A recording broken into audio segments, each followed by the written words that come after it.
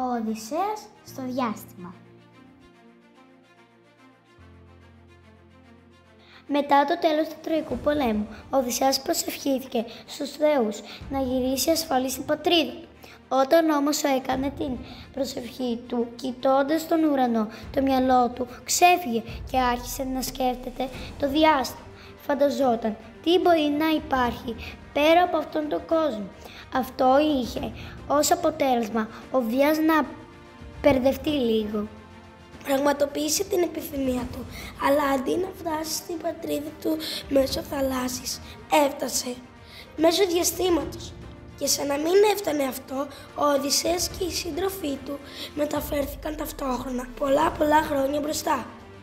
Εκεί που ήταν όλοι έτοιμοι για το ταξίδι της επιστροφής, σηκώθηκε ένα τεράστιο κύμα σαν τσουνάμι και το καράβι τους βρέθηκε ανάμεσα σε πολλούς άλλους πλανήτες. «Μα τι του κάναμε μωρέ πάλι του Ποσειδώνα», σκέφτηκε ο Οδυσσέας. «Είστε έτοιμοι για ένα ταξίδι στο μέλλον? Φύγαμε!»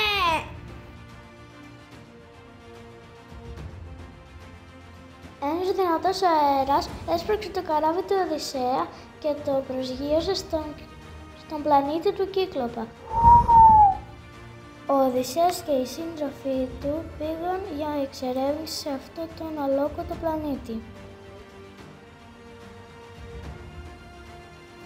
Ενώ περπατούσαν, άκουσαν βαριά βήματα.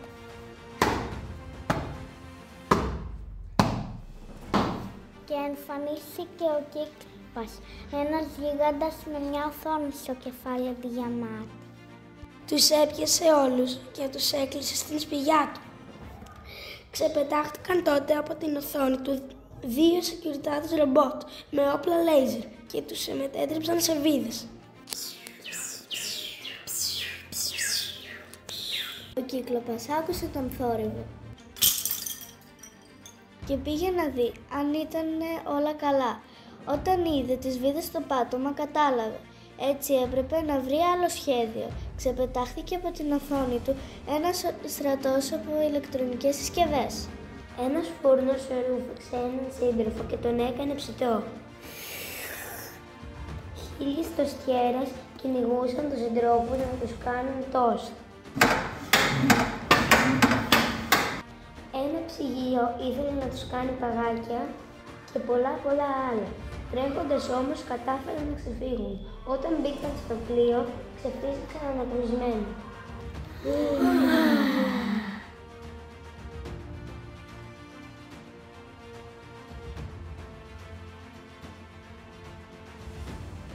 Αποφάσισαν λοιπόν να βάλουν GPS για να φτάσουν πιο γρήγορα στην Ιθάκη.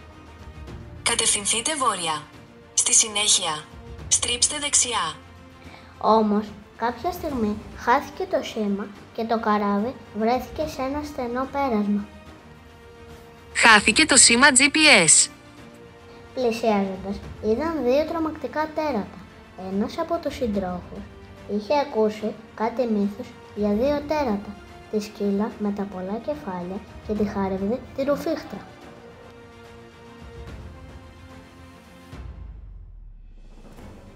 Αναγκαστικά έπρεπε να περάσουν από εκεί. Πλησιάζοντας η σκύλα, άρχισε να πετάει λέιζερ από το κεφάλι της.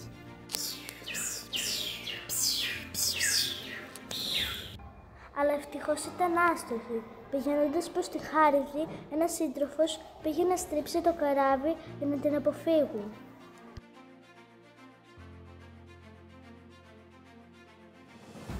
Σώθηκαν όλοι εκτός από έναν που έπεσε στη στροφή.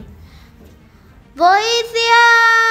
Η Χάριδη τον ρούφηξε και τον αγκλώβησε στην τελευταία πίστα του Super Mario από όπου ήταν αδύνατο να βγει.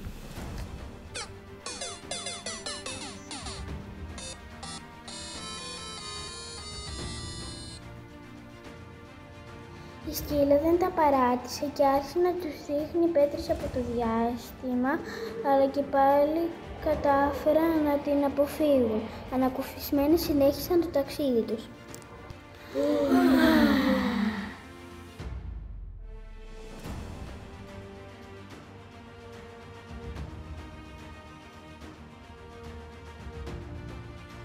Προχωρώντας είδαν ένα αστέρι και το ακολούθησαν. Αυτό τους οδήγησε στο πλανήτη Ερμή, που εκεί ήταν χτισμένο το παλάτι της Κύρκης. Το παλάτι ήταν μαύρο, με ψηλές κλιματαριές, ενώ μέρα νύχτα υπήρχαν ρομπότ σερίφιδες και από πάνω πετούσαν νυχτερίδες και κοράκια. Είχαν τρομερή περιέργεια να δουν ποιος μένει εκεί. Έτσι ο Οδυσσέας έστειλε κάποιους από τους συντρόφους του να ρωτήσουν πού βρίσκονται. Είχε ομίχλη. Η Κύρκη τους είδε, όμως εκείνη όχι. Τότε τους ακούμπησε με το ραβδολέιζερ και τους μεταμόρφωσε σε σκούπες ρομπότ. Τους ανάγκασε να σκουπίσουν όλο το παλάτι, αλλιώς θα τους πήγαινε στον ήλιο να καούν. Όσο λοιπόν καθάριζε. Η Κύρκη ήταν κλειδωμένη στο εργαστήριό της και έκανε πειράματα, ενώ ξαφνικά άκουσε έναν ήχο. Το ραβδολέιζερ είχε μείνει από μπαταρία. Το μαγικό αυτό ραβδί, όταν ξεφόρτιζε, όσο είχε μεταμορφώσει, έπαιρνε ξανά την αρχική της μορφή. Έτσι οι σκούπες έγιναν ξανά άνθρωποι, πήραν το ραβδί της Κύρκης, ανατείναξαν το παλάτι και έφυγαν τρέχοντας για το καράβι. Ο Οδυσσέας ανακουφίστηκε όταν τους είδε. Και συνέχισαν το ταξίδι τους. Οι σύντροφοι όσο ήταν στο παλάτι της Κύρκης είχαν κρυφακούσει ότι υπήρχε ένα μέρος στο διάστημα όπου ζουν οι σιρήνες, κάτι περίεργα πλάσματα, μισές γυναίκες και μισές πουλιά. Κρατούσαν στα χέρια τους κινητά και όποιος περνούσε δεν μπορούσε να αντισταθεί στον ήχο των μηνυμάτων.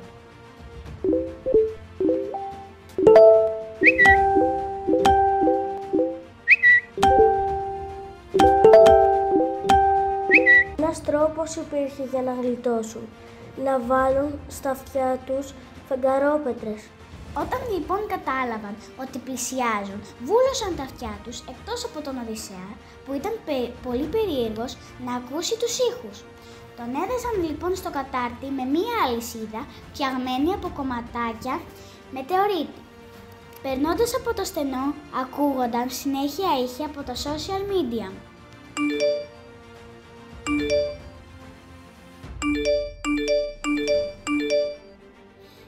Ήταν τόσο πολύ δυνατή και συνεχόμενη ήχη που ο Οδυσσέας ήθελε να ξεδεθεί και να πάει να αρπάξει ένα από τα κινητά. Όμως δεν μπορούσε. Τότε άρχισε να προσεύχεται στον Δία και αυτός έστειλε έναν τεράστιο μετεωρίτη. Έπεσε πάνω στο καράβι τους και το έστειλε τόσο μακριά σε ένα μέρος που μάλλον έμοιαζε με την Ιθάκη.